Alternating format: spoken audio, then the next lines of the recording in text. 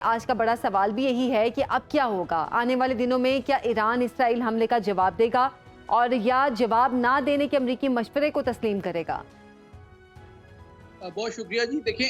میں سمجھتا ہوں کہ 3 محرکات ہیں جس کا دار و مدار ہے ایران کی قیادت کے فیصلے پہ. مختصراً جواب یہ ہے کہ جواب تو ان کو دینا پڑے گا، لیکن اس کی نوعیت اور اس کی شدت جو ہے اور اس کا وقت جو ہے، اس کا دار و مدار جو ہے 3 معاملات پہ ہے. پہلی بات یہ ہے کہ آپ نے دیکھا کہ جیسے ہی حملہ ہوا ہے تو ایران کا جو میڈیا ہے اس میں یا عوامی سطح پہ بہت زیادہ غم و غصے کا اظہار آپ کو نظر نہیں آتا ہے، بلکہ جو بیانیہ ایرانی میڈیا کی طرف سے مرتب کیا گیا اس سے یہ ظاہر ہو رہا ہے کہ جناب جیسے انہوں نے اس حملے کو یا تو ناکام بنا دیا ہے یا پھر کوئی بہت بڑے پیمانے پہ نقصان نہیں پہنچا ہے. دوسری بات یہ ہے کہ کیا داخلی سطح پہ جو ان کی قیادت اور فوج ہے اس کے اوپر یہ دباؤ ہے کہ ایک بڑے پیمانے پہ کشیدگی کو اسرائیل کے خلاف مزید بڑھایا جائے. تو مجھے نہیں لگتا کہ ایک بہت بڑے پیمانے پہ کوئی آوازیں ایران کے اندر سے اٹھ رہی ہیں جو کہ ایران کی فوج اور سیاسی قیادت پہ یہ دباؤ ڈالیں اور ان کو مجبور کریں کہ وہ ایک بڑے پیمانے پہ اس کشیدگی کو مزید طول دے یا اس میں اضافہ کرے. اچھا، البتہ جو تیسرا پہلو ہے وہ تصویراتی اعتبار سے اس لیے امپورٹنٹ ہے کہ جو ان کی حلیف تنظیمیں ہیں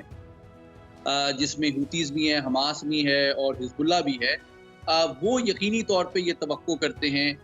کہ تہران کی جانب سے ایک سخت جواب آئے جو کہ اس بات کا ثبوت ہو کہ ایران کمزور نہیں ہے اور اس نے ہار نہیں مان لی اور وہ اسرائیل کی جارحانہ جو کوششیں ہیں اس کا جواب دینے کی صلاحیت رکھتا ہے. لیکن جو آخری بات ہے وہ یہ ہے کہ جواب کی جو نوعیت ہے، اس کا جو معیار ہے، اس کی جو شدت ہے،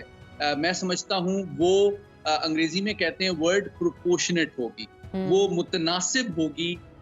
اس انداز کے اہداف کے چناؤ کے حوالے سے جن کو اسرائیل نے کل رات نشانہ بنانے کی کوشش کی ہے. اچھا، ابھی جیسے کہ آپ بات کر رہے تھے کہ ایران کے اندر سے اتنی آوازیں اٹھ نہیں رہی ہیں، آپ کے خیال میں جو موجودہ ایران کی حکومت ہے منصور پزشکیان کی، جو سابق حکومت تھی اس سے کیا ان کا بیانیہ مختلف ہے یا جو پالیسیز ہیں اس میں کیا کچھ چینجز ہیں؟ اہم سوال کیا آپ نے. دیکھیں، ایران میں یوں کہنا چاہیے کہ 3 بڑے طاقت کے مراکز ہیں. ایک تو ان کی نظریاتی قیادت ہے جو ان کے رہبر ہیں آیت اللہ خامنائی اور ان کی جو گارڈین کونسل ہے. دوسرا جو عسکری اور انٹیلیجنس کے ادارے ہیں ان کا مرکز پاسداران انقلاب یا IRGC سمجھا جاتا ہے. اور تیسری قوت جو ہے وہ عوامی نمائندوں کی صورت میں جو ان کے صدر ہیں الیکٹڈ، وہ ریپرزینٹ کرتے ہیں. لیکن میں یہ کہنا چاہتا ہوں کہ اگر آپ 45 سال میں ایران کی خارجہ اور دفاعی پالیسی کو دیکھیں تو عمومی طور پہ ان کے اوپر جو اثر ہے اور جو ان کا تعین ہے وہ ایران کی نظریاتی قیادت اور پاسداران انقلاب کا اثر و رسوخ زیادہ ہوتا ہے. جو سفارتی کوششیں ہیں، معاشی معاملات ہیں، اس میں عوامی نمائندگان کی جو نمائندگی ان کے صدر کرتے ہیں وہ ان معاملات کو زیادہ دیکھتے ہیں. تو میں سمجھتا ہوں کہ اس معاملے میں بھی کہ کس شدت اور معیار سے اور کس نوعیت کا جواب ہونا چاہیے، یک طرفہ ہونا چاہیے، روایتی ہونا چاہیے، براہ راست ہونا چاہیے، بالواسطہ ہونا چاہیے، تنظیموں کے ساتھ مل کے ہونا چاہیے، تو یہ فیصلہ ان کی نظریاتی اور تصویراتی قیادت اور پاسداران انقلاب میں سمجھتا ہوں مشاورت کی بات کریں. اچھا، ابھی جیسے کہ ہم بات کر رہے تھے کہ روس اور یوکرین کی جنگ کو بھی اتنا عرصہ گزر چکا ہے اور دوسری جب غزہ میں 1 سال سے جاری اسرائیلی بمباری اور اب اسرائیل ایران لڑائی، آپ کو کیا لگ رہا ہے کہ کیا دنیا تیسری عالمی جنگ کے دہانے پر ہے جبکہ اسرائیل جو اپنی جنگ ہے اس کو مزید وسعت بھی دے رہا ہے اور تمام عرب ملکوں، اسلامی ملکوں کی طرف وہ لے کر جا رہا ہے؟ بہت اہم سوال کیا. میں سمجھتا ہوں ایک پہلو جو 10-12 دن کے بعد وقوع پذیر ہونے والا ہے اور بہت اہمیت کا حامل ہے اس آپ کے سوال کے جواب میں، وہ امریکی الیکشنز ہیں. اس وقت وہ دونوں بڑے صدارتی امیدوار ہیں اور ان کی جماعتیں ہیں، ڈیموکریٹس اور ریپبلکن، ان کی جو تصویراتی اور خارجہ پالیسی کے حوالے سے سوچ اور لاہے عمل ہے وہ بڑے گہرے اثرات ڈالے گا امریکہ کی خارجہ اور دفاعی پالیسی جو ہے یورپ کی جانب، چین کی جانب، روس کی جانب اور مشرق وسطیٰ کی جانب۔ اس کے بنیادی نکات اور جو فرق ہے وہ میں آپ کے سامنے رکھ دیتا ہوں جی جی کہ بنیادی طور پہ اسرائیل میں یہ توقع کی جا رہی ہے کہ اگر ٹرمپ صاحب دوبارہ صدر منتخب ہوتے ہیں تو وہ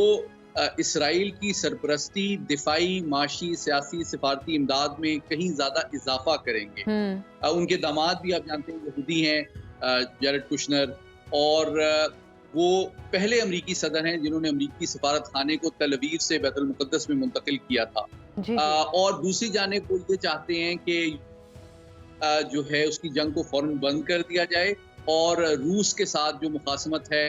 اس میں کمی لائی جائے۔ تو وہ ٹرمپ انتظامیہ اگر دوبارہ اقتدار میں آتی ہے تو اس سے توقع یہ ہے کہ یورپ کی جانب ان کی توجہ اور کمٹمنٹ میں کمی آئے گی، روس سے تعلقات بہتر کریں گے، لیکن اسرائیل کی پشت پناہی اور سرپرستی میں اضافہ ہوگا۔ جبکہ جو ڈیموکریٹس ہیں، کاملا ہیرس، ان سے یہ توقع ہے کہ ڈیموکریٹس یہ چاہتے ہیں کہ امریکہ کا جو اثر و رسوخ مشرق وسطیٰ میں چین کے خلاف ہے یا یورپ میں روس کے خلاف ہے اور عرب ممالک اور اسرائیل میں ایک توازن ہے، ان تینوں چیزوں کو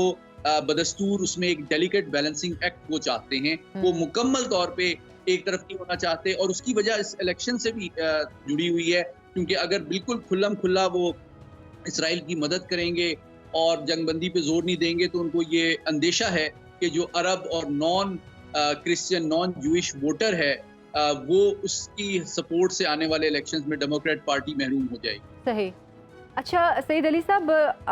اس جنگ کے حوالے سے جو کہ وسطیٰ میں پھیل رہی ہے، اس پہ بھی میں آپ سے سوال کرنا چاہوں گی، لیکن آپ سے جو پچھلے پروگرامز تھے ان میں ہم ممکنات پہ بات کر رہے تھے کہ اگر اسرائیل ایران پر حملہ کر دیتا ہے تو کیا ہوگا۔ اب جب کہ حملہ ہو چکا ہے ایران پر اور اسرائیل نے اپنا بدلہ بقول اسرائیل کے لیا ہے، اب آپ کے خیال میں پاکستان، افغانستان یا پھر جو اس خطے کے ممالک ہیں وہ کہاں پہ کھڑے ہیں آپ کے خیال میں؟ کیا اگر ایران واقعی جواب دیتا ہے واپس اسرائیل کو تو ہمیں بھی نظر آ رہا ہے کہ ایک جنگ کی جو صورتحال ہے وہ بڑھے گی، تو پھر یہ ممالک کہاں کھڑے ہیں؟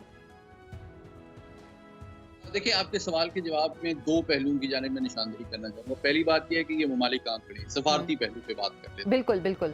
وہ یہ ہے کہ پاکستان ہو یا سعودی عرب ہو یا ترکی ہو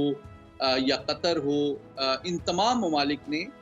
واشگاف الفاظ میں جو اسرائیلی جارحیت ہے اس کی کل مذمت کی ہے، اس میں کوئی شک نہیں ہے۔ اور جو فلسطین میں ہمارے بہن بھائی ہیں یا لبنان میں بہن بھائی ہیں، ان کے ساتھ مکمل ہماری اظہار یکجہتی بھی ہے